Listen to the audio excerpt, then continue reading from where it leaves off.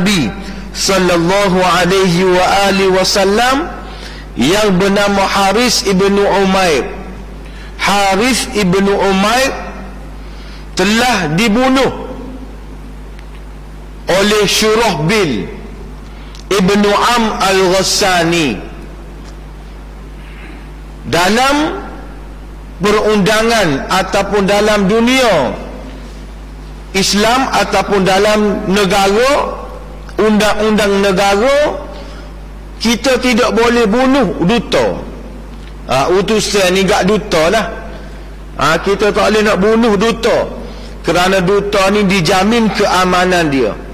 Jadi duta yang dihantar oleh baginda sallallahu alaihi wa alihi wasallam ini telah dibunuh oleh salah seorang orang panggil pimpinan Rom, menyebabkan Nabi sallallahu alaihi wa alihi wasallam cukup marah dengan apa yang berlaku, kerana undang-undang dunia tidak boleh untuk kita bunuh duta ataupun bunuh utusan, walaupun duta tersebut ataupun utusan tersebut tidak beragama Islam. Itu undang-undang dunia. Tetapi puak-puak ni dia tak cara. Dia tak cara. Dia bunuh juga, menyebabkan baginda sallallahu alaihi wa alihi wasallam ini marah. Dan kita kena ingat, perang Tabuk ini adalah perang yang terakhir. Mana bila perang yang terakhir, maka sebelum pada tu sudah berlakunya Fathu Makkah, sudah berlakunya pembukaan kota Mekah. Yang kita lihat bagaimana pembukaan kota Mekah ini, wa ra'aitan nas sayadkhuluna fi dinillahi afwaja. Berbondong-bondong manusia memeluk agama Islam kerana melihat kehebatan Islam, melihat keindahan Islam. Maka masa tu ramada orang-orang Arab dan juga daripada luar semenanjung tanah Arab, mereka memeluk agama Islam, mereka melihat kehebatan Islam, menyebabkan Rom dia rasa tergugah, dia rasa cemas, seolah-olah Islam ini nak menggantikan kuasa yang ada kepada dia.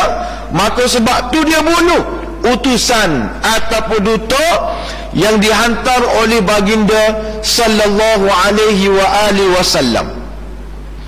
Maka walaupun dia telah bunuh duta daripada orang panggil daripada Nabi, dia tidak cukup dengan bunuh duta saja, tetapi puak-puak Rom ini mereka berbincang dan mereka merancang untuk menyerang Madinah Al-Munawwarah dan menghancurkan Nabi dan juga para sahabat.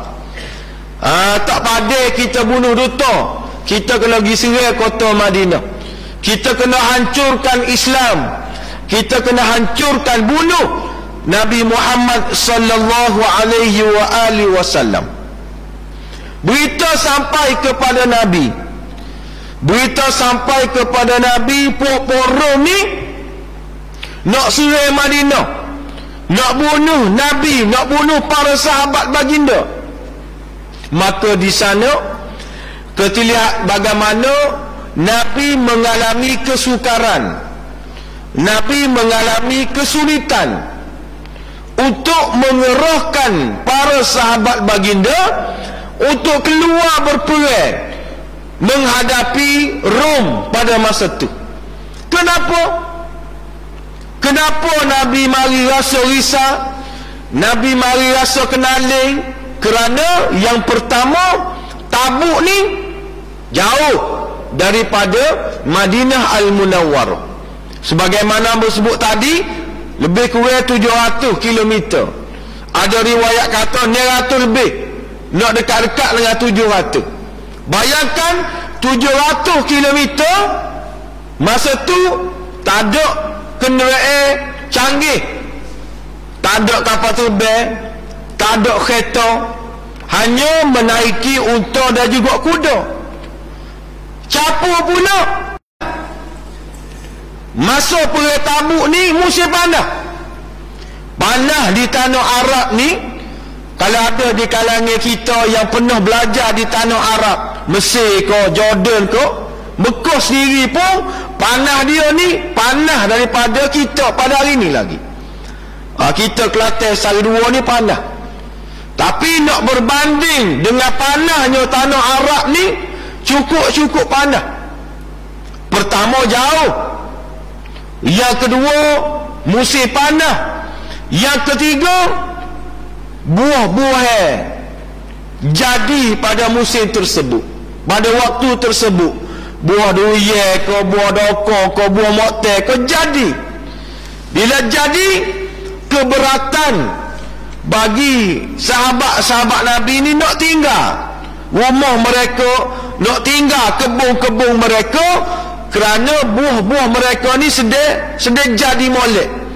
Buah jadinya, lepas tu campur dengan jauhnya, lepas tu pula campur pula dengan panahnya, maka Nabi rasa bimbang. Rasa bimbang nak ajak para sahabat ni keluar dengan dia untuk perang di Tabuk.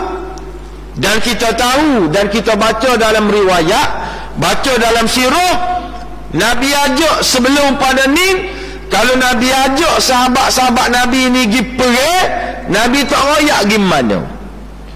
Nabi tak royak pergi mana. Nabi royak suruh sahabat ni sedia aja. Maka sahabat ikut, bawa Nabi pergi mana. Tetapi dalam perang Tabuk ini, Nabi kumpul sahabat-sahabat baginda, dan Nabi royak, kita akan ke Tabuk untuk menghadapi, untuk berlawan dan juga perang dengan tentera Rom. Maka Nabi minta supaya sahabat-sahabat baginda ni bagi sumbangan.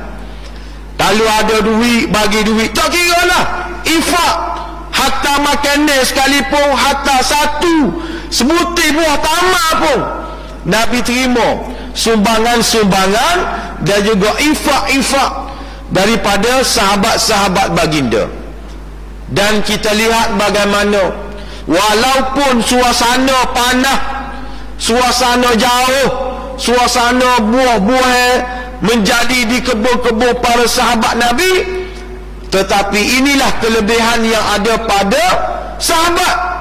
Mereka tidak mengeluh, mereka tidak berasa berat, mereka tidak berasa, tak ada alasan untuk tidak keluar berperang bersama-sama dengan baginda sallallahu alaihi wasallam. Kita lihat bagaimana dalam sirah Nabawiyah, ramai di kalangan sahabat-sahabat Nabi yang keluarkan infak, bagi infak untuk perjuangan Nabi, khususnya dalam perang Tabuk.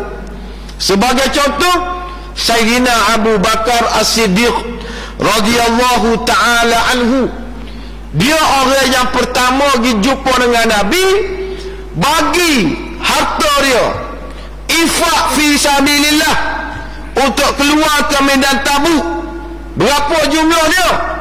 Semua harta-harta yang ada pada dia, dalam bank Islam ko, bank rakyat ko, bank ko, waktu habis duit-duit yang ada dalam simpanan dia, dia bagi kepada baginda sallallahu alaihi wasallam.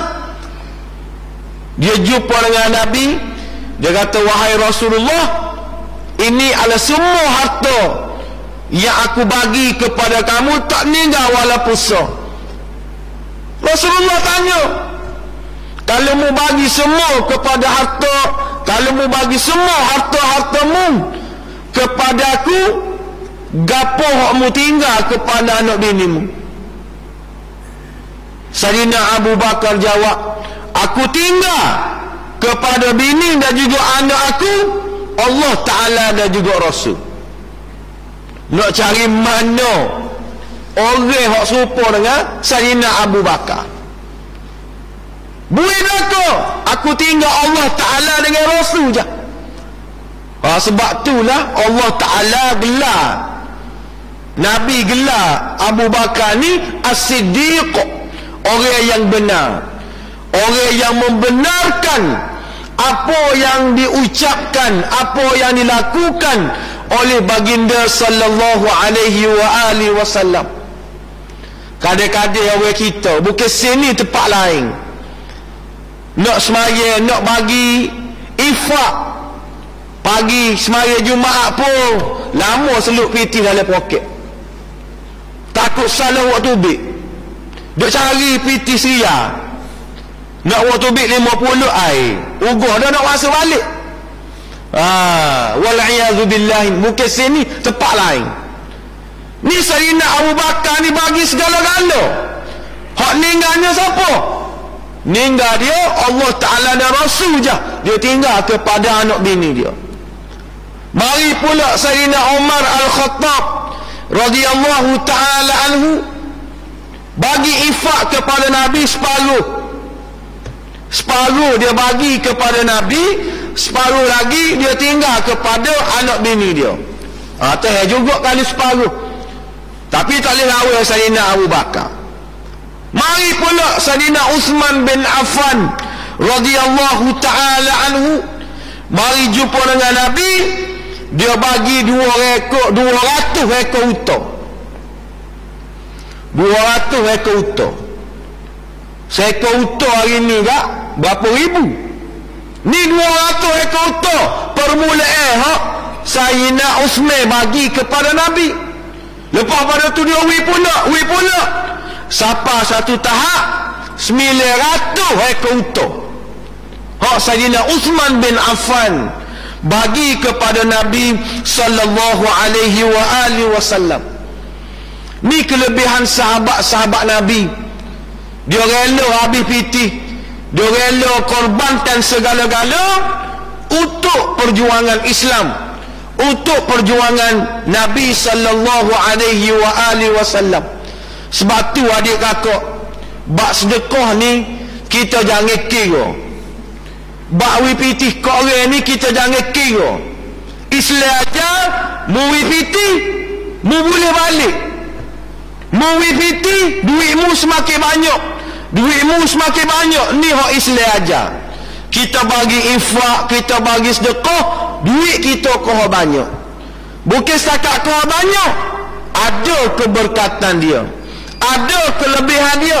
Hak ni hak Islam aja. Tapi kalau sekular aja, muwi pitimu tak ada. Pitimu ada 100 riyal, muwi 100 riyal, ilah dah pitimu, tak ada dah. Tapi Islam aja, kalau mu bagi 100, mu ada 100, mu bagi 100, maka duit kamu akan bertambah, duit kamu akan jadi berkat, maka kehidupanmu jadi berkat, dan banyak lagi kelebihan-kelebihan yang Allah Ta'ala bagi kepada kamu. Nabi tengok infak yang diberikan oleh Sayyidina Uthman bin Affan radhiyallahu ta'ala anhu, sehingga mana keluar daripada mulut baginda sallallahu alaihi wasallam, ma dharra Uthman ma amila ba'da al-yawm ghafarallahu Uthman ma asrarta wa ma a'lanta. Tidak akan ditimpa kemudaratan kepada kamu wahai Uthman dengan apa yang kamu lakukan pada hari ini. Semudah-mudahan Allah Ta'ala ampunkan kamu apa yang dilakukan oleh kamu, sama ada terang ataupun sembunyi. Ghafarallah, Allah Ta'ala mengampunkan kamu. Ni doa khusus Allah Subhanahu wa Ta'ala kepada Sayyidina Uthman bin Affan radhiyallahu ta'ala anhu. Walau bagaimanapun, bila sebut nama Sayyidina Uthman bin Affan, kita baca dalam sirah Nabawiyah bagaimana Uthman bin Affan radhiyallahu ta'ala anhu apabila dia menjadi khalifah yang ketiga, Selepas Sayyidina Abu Bakar, Sayyidina Umar, Sayyidina Uthman jadi khalifah yang ketiga, beliau telah dibunuh. Beliau telah dibunuh oleh puak-puak Ibnu Saba, ataupun kita panggil Sabaiyun, puak-puak Ibnu Saba. Kenapa nama Ibnu Saba? Kerana diketuai oleh seorang Yahudi yang bernama Abdullah bin Saba, seorang Yahudi yang mengaku Islam. Nama dia Abdullah bin Saba, kita panggil Ibnu Saba. Ibnu Saba ni bisa tak bisa dia berjaya mempengaruhi orang-orang Islam yang ada di Mesir, yang ada di Basrah, yang ada di Kufah. Orang Islam percaya dengan fitnah-fitnah dan cerita-cerita yang direka-reka oleh Ibnu Saba. Hak percaya ni siapa? Orang-orang Islam. Hak duduk di Mesir, hak duduk di Kufah, hak duduk di Basrah. Orang Islam hak lagu mana? Disebut dalam sirah Nabawiyah, dia panggil Ar-Ri'a ataupun Ar-Ra'a wal Ghawwa. Maksud dia apa? Orang-orang Islam hak bila dia diterima apa saja berita, dia percaya belaka. Walaupun berita hak dia dengar tu tak betul, dia tidak tabayun, dia tidak cek dulu. Orang-orang Islam hak tak ngaji, orang-orang Islam hak jauh dengan masjid, hak tak cara ke kuliah agama, hak tak cara kepada Islam, bila dia dengar berita, dia pakar bulat-bulat, dia terima bulat-bulat, dia sebar pula.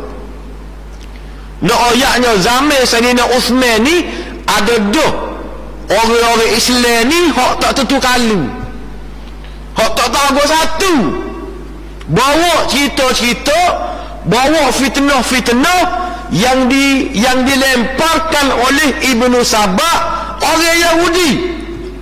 Tetapi malangnya Ibnu orang panggil gapo, Sayyidina Uthman ini dibunuh oleh orang Islam itu sendiri.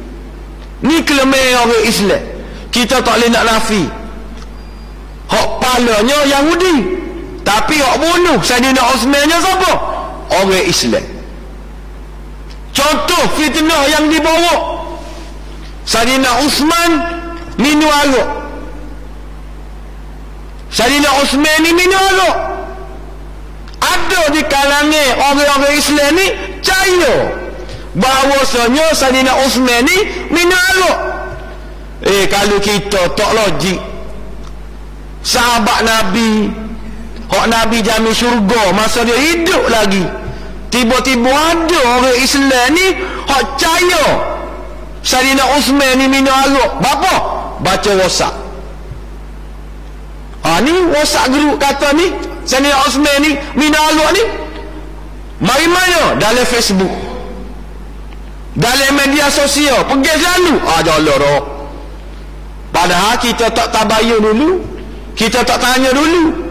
Bunyi WhatsApp group juga percaya ni WhatsApp group ni, lepas tu forward, menyebabkan tersebarnya fitnah daripada Mesir, daripada Basrah dan juga Kufah. Akhir sekali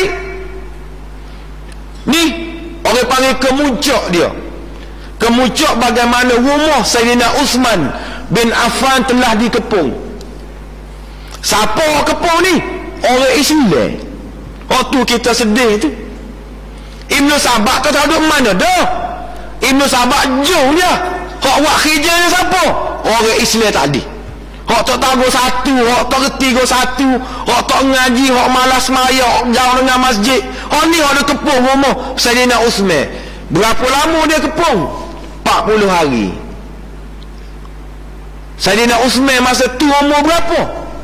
Ambon oyak pun tak gamu, 83 tahun. Umur 83 tahun Berapa ramah hak kepung rumah dia? 3,000 orang. 3,000 ni Islam belaka. Ni sejarah nak royak. 3,000 orang hak kepung dia ni orang Islam belaka. 40 hari kepung. Dah lah 40 hari. Tak benar bagi makan, tak benar bagi minum. Tak boleh makan, tak boleh minum. Bayangkan umur 83 tahun, nak makan tak boleh, nak minum tak boleh. Siapa keluar daripada mulut Saidina Uthman, dia kata popokmu ni lebih pada orang kafir lagi. Orang kafir dia ikat orang, dia bagi minum, dia bagi makan, tapi mu ni orang Islam lebih pada orang kafir lagi. Makan pun tak boleh, minum pun tak boleh kepada aku. Tapi Saidina Uthman ni dia tak takut. Dia tak takut. Kenapa popok Ibnu Sabah ni malu? Sebab Saidina Uthman tak seletak jawatan. Dia orang ada, kalau mu nak selamat, mu kena letak jawatan sebagai khalifah. Kalau mu letak jawatan, mu akan selamat, aku tak akan bunuh mu. Saidina Uthman nak letak jawatan dia. Dia kata kok mana-mana pun aku tak akan letak. Bila dia kata dia tak akan letak, dia muni kepung. Sahabat-sahabat Nabi ada ke masa tu? Ada. Mana berlaku ni? Di Madinah ada. Tapi Saidina Uthman kata, aku minta kepada sahabat-sahabat aku, jangan berlakunya peperangan di Madinatun Nabi. Maknanya Madinah ni tempat Nabi ada, makam Nabi ada, kubur Nabi ada. Aku tak usah berlakunya peperangan. Aku minta sahabat-sahabat ni kelik. Saidina Uthman tak benar perang, tak usah. Sebab perang sama sendiri. Dia kurung 40 orang, kurung 40 hari. Hak dalam rumah tu siapa ada? Saidina Uthman dengan zaujah dia, dengan isteri dia yang bernama Nailah, dan 2 orang gaji dia. Cukup 40 hari. Popok Ibnu Sabah ni masuk, 3 orang masuk. Masa tu hari Jumaat. Saidina Uthman duduk baca Quran, lepas tu pula duduk dalam keadaan puasa. Saidina Uthman dia tengah baca Quran, popok Ibnu Sabah dalam riwayat kata 3 orang ni masuk, dia bunuh Saidina Uthman. Bunuh Saidina Uthman, dan mereka hampir-hampir untuk membogilkan isteri Saidina Uthman bin Affan radhiyallahu ta'ala anhu. Hampir-hampir. Nampak ko orang gaji Saidina Uthman yang bernama Najih, dia pergi bunuh. Dia pergi bunuh salah seorang daripada Ibnu Sabah tadi, hak nak bogilkan isteri dia yang bernama Nailah.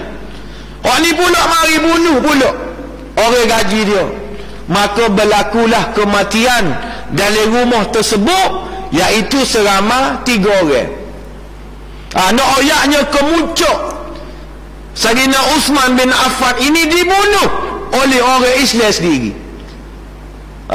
Ni nak ayatnya sejarah bahawasanya orang Islam ni, kalau dia jauh dengan masjid, dia jauh dengan majlis-majlis ilmu, dia jauh dengan agama, maka dia akan menjadi alat kepada musuh-musuh Allah. Dia akan jadi wa'yid, akan jadi barwa kepada musuh-musuh Allah subhanahu wa ta'ala. Itu secara ringkas, sebab kita sebut nama Saidina Uthman. Maka berjaya kumpul harta yang banyak, ada hak bagi kurma, ada hak bagi makanan. Maka Nabi berjaya mengumpulkan sahabat-sahabat baginda. Berapa ramai? 30,000 orang. Ni nak ayat hebatnya Nabi. Musim panah, jauh, kebun-kebun jadi molek, berjaya mengumpulkan 30,000 orang. Hak tentera Rom tadi berapa? 40,000. Dalam sejarah inilah orang panggil bilangan tentera yang paling ramai, iaitu perang Tabuk, seramai 30,000 orang. Maka 30,000 orang ni bergerak menuju ke Tabuk. Berapa lama nak sampai ke Tabuk ni adik kakak?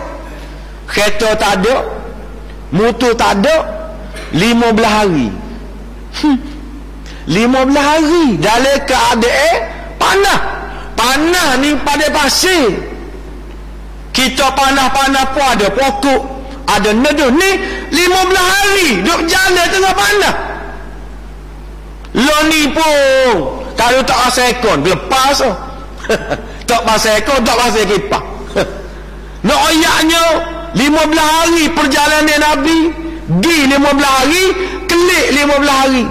Sampai dalam riwayat kata sahabat-sahabat Nabi terpaksa bunuh unta-unta dan juga kuda-kuda untuk makan, dahaga air dan juga sebagainya. 15 hari perjalanan sampai di Tabuk. Bila sampai di Tabuk, Nabi sapa dulu. Tentera-tentera Islam ni sapa dulu di Tabuk. Maka bilalah tentera-tentera Rom ni dengar sahabat-sahabat Nabi daripada jauh ni 15 hari perjalanan, musim panas lagi, lepas tu tinggal pula kebun-kebun gapo, dunia Nabi pula bagi semangat, bagi kata-kata semangat. Mari kenaling, mari gerung, mari takut, mari takut, mari gerung, mari kenaling. Akhir sekali dia tahu okey dia. Ni kehebatan baginda sallallahu alaihi wasallam, kehebatan Nabi. Berapa lama pula duduk di Tabuk? Bukan sehari, bukan 2 hari, 20 hari. Nabi tunggu, mana demo ni tak sapa-sapa. 20 hari, 15 hari perjalanan, sapa 20 hari pula Nabi duduk situ. Dia kata tentera Islam ni hebat sungguh. Musim-musim panas pun jauh jelak mari 700 km mari juga. Patu ramai pula tu 30,000 orang. Akhir sekali pokok dia ni atau okey. Atau okey buat rundingnya dengan Nabi sallallahu alaihi wasallam. Dia Nabi terimalah rundingnya tersebut kerana dia nak bagi gotu, nak bagi goni, nak bagi gotu kepada baginda sallallahu alaihi wasallam. Maka berakhirlah peperangan Tabuk tanpa berlakunya pertumpahan darah.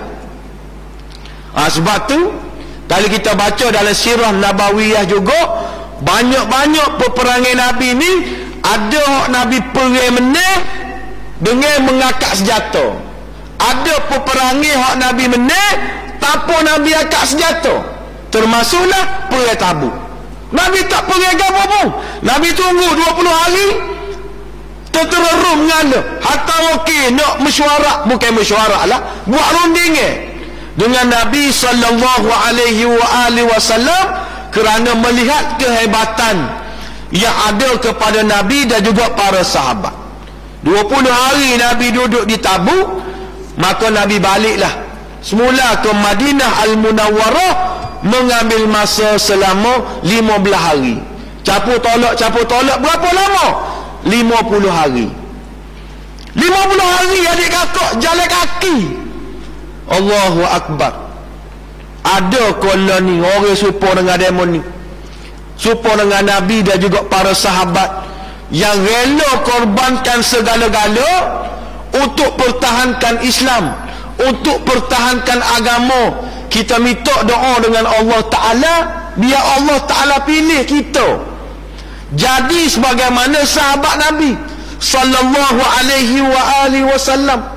Sebab itulah Al-Imam Syahid Hasanul Banna disebut dalam Usulul Ishrin, dalam usul 20 dia, iaitu dalam Arkanul Bai'ah, dia sebut bagaimana orang panggil pengorbanan. Gapo maksud pengorbanan? Iaitu korbankan masa, korbankan hidup, korbankan harta, korbankan nyawa untuk perjuangan Islam.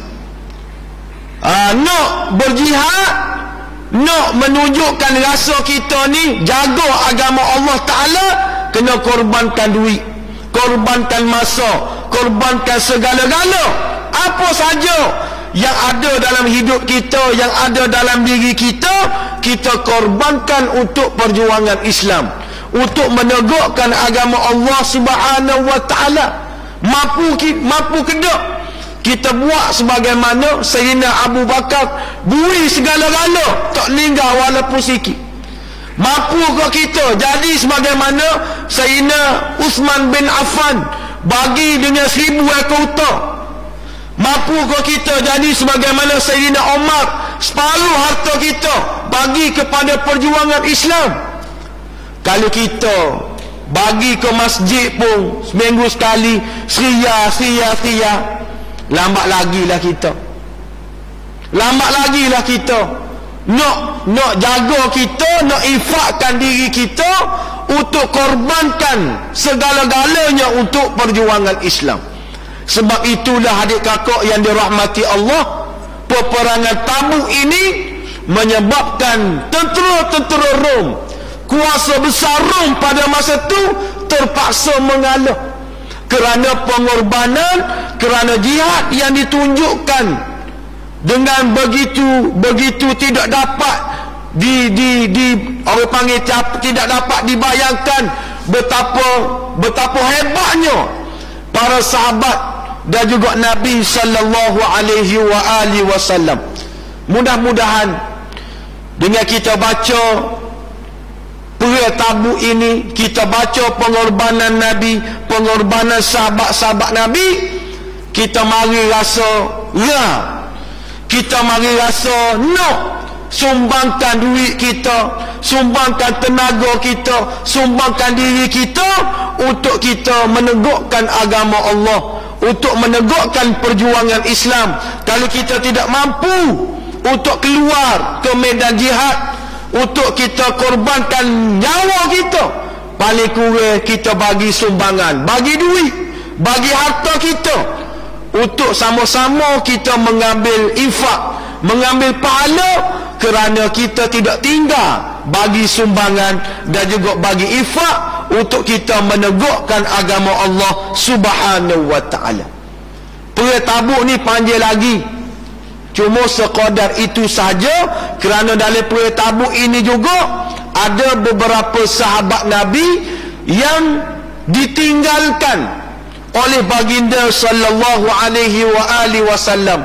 Dia cerita ni sedap juga, cerita bagaimana pok-pok munafik hak tidak keluar perang Tabuk ini, duk gelewak di Madinah Al-Munawwarah dan mempengaruhi orang-orang Islam yang ditinggalkan oleh Nabi. Ditinggalkan oleh Nabi ini bukan sebab sahabat Nabi itu munafik, tidak, tetapi kerana sebab-sebab yang dimaafkan oleh Allah Ta'ala. Maka masa itulah dia tengok hak orang betul-betul munafik, hak bagi alasan macam-macam kepada Nabi, sehingga mana pok-pok ni mempengaruhi dia, ajar dia supaya bila Nabi balik dari perang Tabuk, dia pelawak wilah alasan gapo-gapo pun, biar Nabi kata tak apalah, mu tak pergi pun sebab alasan ni. Cerita dia panjang lagi, hak depan lagi kau sedap lagi. Tapi nak ayat secara ringkasnya, perang Tabuk ini perang yang terakhir dalam hidup baginda sallallahu alaihi wasallam, dan sahabat-sahabat Nabi korbankan segala-gala untuk bersama-sama dengan baginda, dan Allah Ta'ala balas infak sahabat-sahabat Nabi ini dengan memperolehi kemenangan yang besar tanpa syahid seorang pun, tanpa melupakan darah walaupun sedikit. Ini kehebatan yang ada kepada Islam, yang ada kepada Nabi sallallahu alaihi wasallam, yang berjaya nak menggerakkan para sahabat Nabi. Dan insya-Allah mudah-mudahan semangat ini ada dalam diri kita, untuk kita rasa gerak, untuk kita rasa bersemangat untuk tolong agama kita, tolong orang yang nak menegakkan agama Allah Subhanahu wa taala. Aqulu qali hadza wa sazima li wa lakum, wassalamu alaikum warahmatullahi wabarakatuh. أعوذ بالله من الشيطان الرجيم. بسم الله الرحمن الرحيم. الحمد لله رب العالمين، والصلاة والسلام على أشرف الأنبياء والمرسلين سيدنا محمد وعلى آله وصحبه أجمعين. ربنا آتنا في الدنيا حسنة وفي الآخرة حسنة وقنا عذاب النار. وصلى الله على سيدنا محمد وعلى آله وصحبه وبارك وسلم. وآخر دعوانا أن الحمد لله رب العالمين.